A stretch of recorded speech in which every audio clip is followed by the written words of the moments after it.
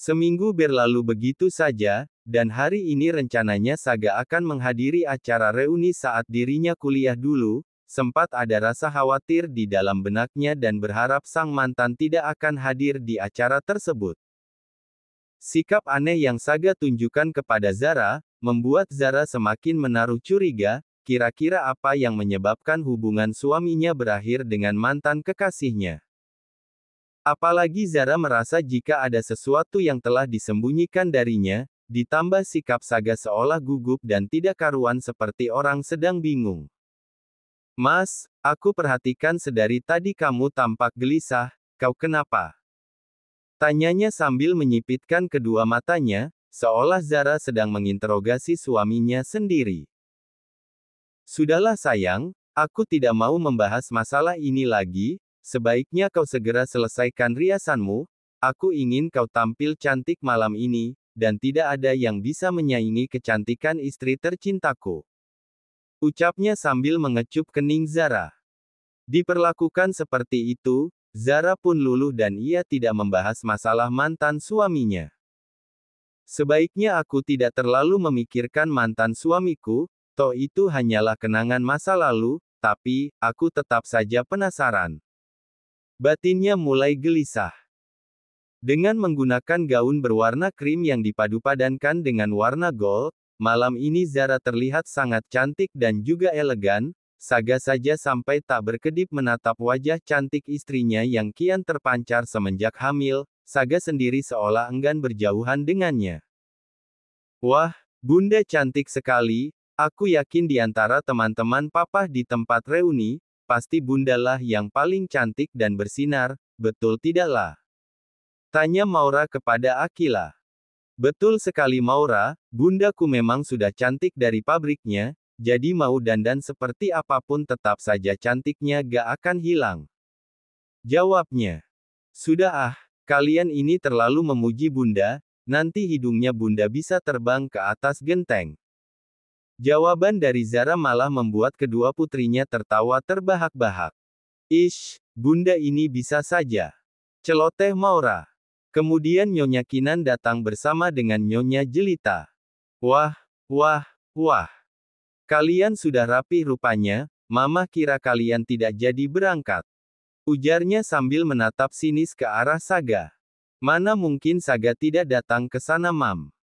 Iyakah, hanya saja Mama pesan sama kamu untuk tetap selalu berada di samping istrimu, jangan tergoda akan masa lalu. Sindirnya. Seketika Zara pun terkejut atas perkataan dari ibu mertuanya, dan ia menjadi semakin penasaran.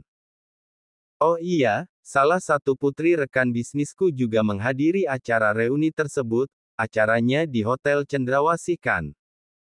Tanya Kinan kepada menantunya. Betul sekali ibu mertua, apa ibu kenal siapa orangnya? Tanya Saga menjadi penasaran. Duh, maaf Saga, ibu lupa siapa namanya, yang jelas setelah lulus kuliah, ia pindah ke Paris untuk mewujudkan mimpinya menjadi seorang desainer. Dek. Seketika Saga langsung terdiam dan tidak berkomentar apapun lagi.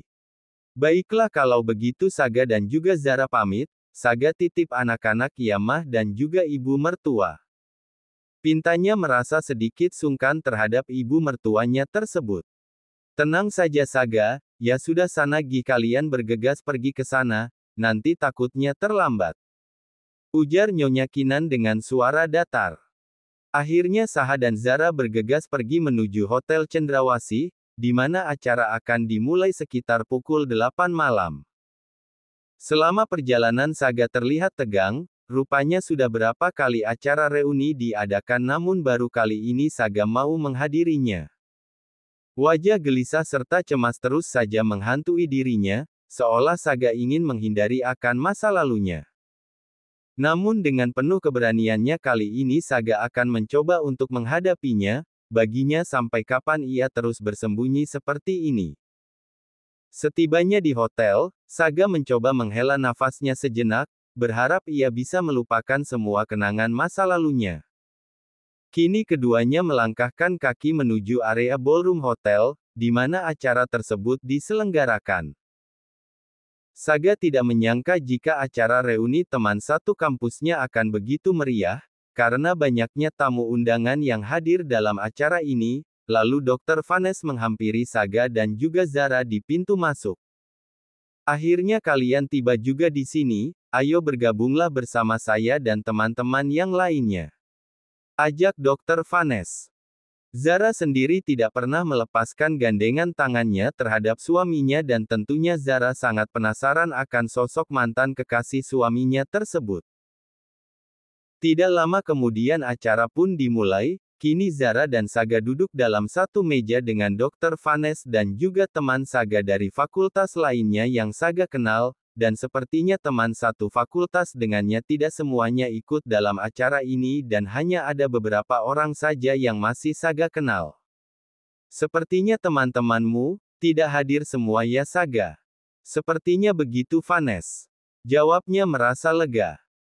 Beberapa sambutan dari pemilik kampus serta para pengurusnya mulai menyampaikan sambutannya, mereka pun disambut hangat oleh para tamu undangan, rupanya ada beberapa dosen kampus yang masih bertahan mengajar di sana, dan Saga pun masih sangat mengenalinya. Saga, kau masih ingat dengan nama dosen kita yakni Pak Malik? Ya, si dosen paling killer itu kan. Banyak para mahasiswa dan mahasiswi takut padanya, tapi sekarang dia sudah terlihat tua dan rambutnya sudah dipenuhi oleh uban. Balasnya sambil memperhatikan Pak Malik dari atas podium. Bagaimana rambutnya gak cepat putih, untung saja gak sampai botak. Kau tahu jika saat ini beliau bekerja juga di Kementerian Keuangan. Oh ya, aku baru tahu loh Vanes. Jawabnya dengan mata membulat. Hei, kau itu kemana saja Saga? Masa seorang pebisnis sepertimu tidak tahu hal ini? Kan beliau menjabat sebagai Wakil Menteri Keuangan. Jawab Vanessa cukup geram akan sahabatnya itu. Tiba-tiba Saga malah menggaruk kepalanya yang tidak gatal. Kemudian sambutan terakhir adalah dari seseorang yang hampir seluruh para tamu undangan tidak percaya. Hadirin semuanya, mari kita sambut komite akademik baru di kampus kita. Beliau akan menggantikan posisi Nyonya Helena, yakni Nyonya Mona Lisa Dirgantara. Seketika Saga langsung tercekat saat mendengar nama Mona Lisa, ia malah menelan ludahnya sendiri. Zara yang memperhatikan sikap suaminya yang seperti itu, ia semakin yakin jika wanita yang memiliki nama Mona Lisa adalah mantan kekasihnya yang sepertinya selalu dihindarinya selama ini. Dr. Vanes sendiri seolah bungkam dan hanya melirik ke arah Saga, ia pun tahu jika Saga pasti akan marah padanya jika Dr. Vanessa berani membuka mulutnya. Selama Mona Lisa memberikan sambutannya, Saga seolah tidak mau mendengarkannya, ia malah fokus dengan benda pipih miliknya. Rupanya Saga diam-diam memanggil John dan juga beberapa pengawal untuk bersiaga dalam hal pengamanan. Walau bagaimanapun Saga harus tetap waspada, di mana selalu ada saja musuh yang mengintai.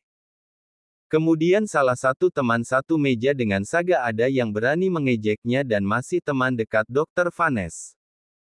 Hei Tuan Saga, apakah kau masih ingat dengan mantanmu yang saat ini sedang memberikan sambutannya di depan podium? Tanya Andre dengan sengaja. Saga pun tampak geram dibuatnya, kedua tangannya langsung ia kepal, inilah yang selama ini selalu ingin Saga hindari. Lalu teman yang lainnya pun mulai memberanikan diri menyindir Saga. Dulu kan mereka itu pasangan paling favorit di kampus, siapa sih yang tidak mengenal pasangan paling fenomenal, kalian dulu sudah seperti pasangan Romeo dan Juliet. Sambung Ardian, teman satu fakultas dengan Saga. Tiba-tiba saja Saga menggebrak meja. Brak. Mulut kalian bisa diam tidak? Hah. Kalian sudah bosan hidup. Yaelah, santai aja kali bro, gak usah ngegas kayak gitu. Sindir Andre. Secara tidak langsung apa yang dilakukan Saga barusan telah menarik perhatian beberapa tamu undangan lainnya, terutama Mona Lisa. Kini pandangannya langsung tertuju ke arah meja paling tengah, di mana di meja tersebut terlihat dengan sangat jelas akan sosok mantan kekasih yang tidak bisa ia lupakan sampai kapanpun, baginya terlalu banyak kenangan manis saat bersamanya dahulu, dan setelah beberapa kali kampus mengundang Saga untuk menghadiri acara reuni, baru kali ini Saga menunjukkan batang hidungnya. Akhirnya kau datang juga Saga, aku hanya ingin menyampaikan sesuatu padamu, aku harus bisa berbicara empat mata denganmu. Sungguh aku sangat merindukanmu, untuk menemuimu saja secara sengaja sungguh sangat sulit, seolah kau sengaja menutup akses agar aku tidak bisa bertemu denganmu, dan ini adalah kesempatan emas untukku. Ucapnya dalam hati. Kini sepasang mata mulai saling bertemu, di mana Saga akhirnya telah memberanikan diri menatap wajah sang mantan, begitupun dengan Mona Lisa yang tatapan matanya fokus hanya kepada Saga seorang. Entah kenapa Zara merasa darahnya seolah bergejolak, kedua tangannya ia kepalkan, apalagi setelah mendengar kisah percintaan masa lalu suaminya yang membuatnya begitu iri, apakah mungkin suaminya sengaja menghindari sang mantan karena masih adanya rasa yang masih terpendam di dalam hatinya. Lalu setelah Mona selesai memberikan beberapa sambutan, ia pun pergi ke salah satu meja kosong yang ternyata posisinya tidak begitu jauh dengan Saga. Di meja tersebut rupanya teman satu gengnya semasa kuliah dulu sudah menunggunya. Kini pandangannya tidak pernah putus untuk tidak memandangi Saga, dari cara ia menatap Saga, ternyata masih sama seperti tatapannya yang dulu, penuh cinta dan kasih. Saga sendiri malah membuang pandangannya ke sembarang arah, lalu pandangannya beralih ke arah istrinya yang sudah terlihat masam. "Sayang kau kenapa?" tanya Saga heran. "Sepertinya aku tidak enak badan Mas, aku ingin pulang," pintanya. "Ya sudah aku juga sudah tidak betah berlama-lama di tempat ini, sebaiknya kita segera pulang ke rumah," ajaknya sambil beranjak dari tempat duduknya lalu menggandeng tangan istrinya. Mona yang melihat hal itu, ia sangat terkejut saat melihat Saga menggandeng seorang wanita yang sedang hamil, namun ia tetap tidak akan mengurungkan niatnya untuk memberitahu kenyataan akan masa lalunya. Kemudian John mulai mengekori Saga dari arah belakang. "Tumben jam segini Tuan dan Nyonya sudah mau pulang. Padahal acaranya belum selesai." "Istriku mendadak tidak enak badan John, sayang kamu duluan ke lobi bareng dengan John, aku ingin ke toilet sebentar," ujarnya. Zara pun mengangguk pelan, lalu ia pergi dikawal oleh John dan pengawal lainnya. Sedangkan Saga bergegas pergi menuju arah toilet. Saat masih di dalam toilet, Saga mencoba untuk membasuh wajahnya dengan air keran. Kenapa wanita itu harus muncul kembali? Padahal aku sudah berusaha untuk tidak bertemu lagi dengannya, saat bersama Noura pun aku sudah tidak sudi melihat wajah wanita itu. Ucapnya bermonolog. Setelah dirinya merasa tenang, akhirnya Saga memutuskan untuk keluar dari dalam toilet, dan saat ia keluar, betapa terkejutnya Saga saat mendapati Mona sudah berada di hadapannya saat ini. "Apa kabar Saga? Akhirnya aku bisa bertemu lagi denganmu," sapanya sambil menunjukkan wajahnya yang berseri bahkan kedua bola matanya sampai berbinar.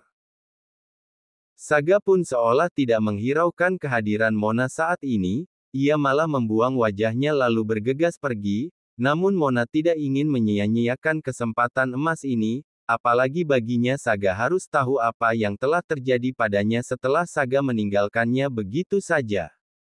"Tunggu Saga, ada hal penting yang ingin aku katakan padamu." Dengan terpaksa Saga pun menoleh, tatapan mata kebencian terhadap Mona telah ia tunjukkan dan Mona pun melihat akan hal itu. "Saga, ada apa dengan dirimu? Kenapa kau begitu membenciku? Tatapan matamu tidak seperti dulu saat kita masih bersama," batinnya merajuk.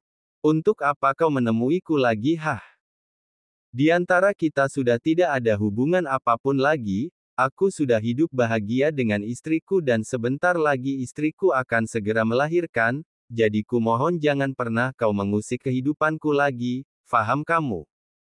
Tegasnya sedikit menyentak. Mendengar Saga berkata seperti itu, Mona pun merasa sangat kesal, kedua telapak tangannya ia kepalkan, lalu Mona menghela nafasnya sejenak, ia harus bisa tenang untuk mengatakan sesuatu kepada sang mantan kekasih. Aku tahu hal itu Saga, tapi kau pun harus tahu apa yang telah terjadi padaku setelah acara malam perpisahan kampus di Hotel Sri Kandi. Imbuhnya dengan tatapan fokus ke arah Saga. Jangan pernah kau membahas masalah itu lagi, aku sudah melupakan kejadian malam itu.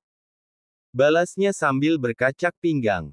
Tiba-tiba saja Mona meneteskan air matanya. Mungkin bagimu itu semua tidak berarti apapun, tapi tidak untukku Saga, kau telah menghancurkan segalanya, masa depanku, harga diriku seolah lenyap begitu saja. Dek. Saga mulai cemas akan perkataan dari Mona. Apa maksudmu berkata seperti itu Tanya balik Saga. Kemudian Mona buru-buru mengusap air matanya yang terus saja berjatuhan dan membasahi pipinya. Apakah kau ingin tahu apa yang telah terjadi setelah malam itu? Jawab Saga. Aku hamil, Saga. Duar. Langit seolah runtuh saat Saga mendengar mantan kekasihnya berkata seperti itu. Apa, kak kau hamil? Tanyanya sampai terbata. Mona pun mengangguk pelan, kemudian air matanya kembali bercucuran. Apa kau tahu Saga, saat aku ingin mengatakan hal ini padamu, aku bertemu dengan papamu dan aku menjelaskan semuanya kepadanya, namun papamu malah menyuruhku untuk menggugurkannya. Aku tahu jika pada saat itu papaku telah melakukan kesalahan besar karena dituduh menggelapkan uang perusahaan, tapi pada saat itu papaku telah dijadikan kambing hitam. Papaku tidak bersalah, tapi papamu tetap tidak percaya dan lebih mempercayai perkataan Pak Burhan. Papamu begitu membenciku dan juga keluargaku. Apakah benar yang dikatakan oleh Mona? Pantas saja pada saat itu papa memintaku untuk melanjutkan S2 di Universitas California, batinnya sedikit percaya akan perkataan dari Mona. Tapi kau tahu kan saat malam kejadian itu kondisiku sedang mabuk berat dan aku pun tidak sadar telah tidur denganmu, dan aku pikir kau memang sengaja ingin menjebakku. Tidak Saga, karena pada waktu malam itu juga kondisiku sedang mabuk, aku malah mencurigai teman kita telah memasukkan sesuatu ke dalam minuman kita. Jawabnya mencoba meluruskannya. Saga pun langsung menjambak rambutnya, ia tidak menyangka akan terjadi hal seperti ini. Aku hanya ingin meminta pertanggungjawaban darimu Saga, tapi papamu malah memintaku untuk menggugurkannya. Jawabnya sambil menangis terisak, entah kenapa Saga merasa iba dengan kondisi Mona saat ini, apakah betul ia telah bersikap tidak adil padanya selama ini? Kini timbul rasa penyesalan di dalam benaknya. Kemudian tiba-tiba saja Mona memeluk Saga. Dan Saga pun berusaha untuk melepaskan Mona dari tubuhnya. Kau jangan seperti ini Mona, aku adalah pria yang sudah menikah, dan aku sudah tidak mencintaimu lagi. Dek. Mendengar Saga berkata seperti itu, hati Mona pun terasa begitu sakit, penantiannya selama 10 tahun lamanya kini sudah tidak ada harapan lagi, pikirnya setelah ia memberitahu tentang kenyataan yang telah terjadi padanya, akan membawanya kembali ke dalam pelukan seorang Sagara Mahendra. Apakah kau sudah tidak mencintaiku lagi Saga, setelah apa yang sudah kita lalui sama-sama? 3 tahun kita menjalin hubungan, apakah kau bisa dengan mudahnya melupakanku? Tanyanya tidak terima. Kemudian Saga mencoba mencengkram kuat kedua bahu Mona.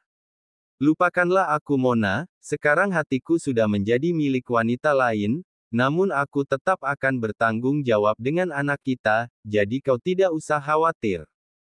Ucapnya berusaha membujuk Mona. Namun sepertinya Mona tidak bisa dengan mudahnya menerima hal itu. Tidak Saga, aku tetap menginginkan kamu menikahiku, Darren pasti sangat senang jika melihat kedua orang tuanya bersatu, selama ini ia sangat merindukan sosok seorang papa yang tidak pernah ia jumpai selama ini, aku tidak peduli jika harus menjadi istri keduamu. Pintanya seolah memaksa. Apa, kau jangan gila Mona. Itu semua tidak akan pernah terjadi, aku sangat mencintai istriku dan selamanya tidak akan pernah mengkhianatinya, camkan itu. Jawabnya penuh ketegasan. Mona pun langsung terdiam dan tertunduk dengan rahang yang sudah mengeras.